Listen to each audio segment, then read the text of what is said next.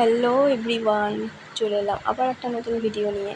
দেখো, এই জায়গাটা হয়তো তোমরা অনেকেই চিনতে পারছো, অনেকেই গেছো। এটা হলো জয়রামবাটি সারদা মায়ের আশ্রম।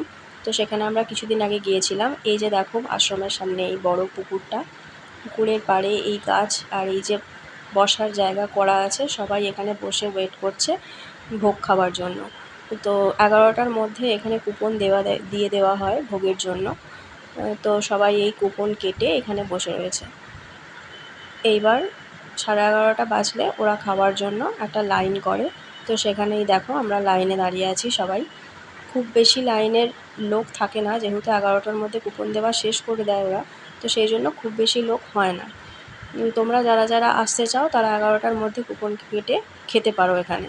তো দেখো, এই যে খাওয়ার জায়গা, খাওয়ার ঘরটাও ভীষণ বড়, সবার বসার মতো স্পেস করা আছে। তো এই যে দেখো, সবাই ওয়েট করছে খাবারের জন্য। এখানের ভোগটাও খুব ভালো এবং সুস্বাদু, বেশ ভালোই রান্না টান্না করে এরা। তো তোমরা আসতে পারো, এসে এখানে খেতে পারো। তো বাই বাই, আবার দেখা হবে অন্য কোনো ভিডিও।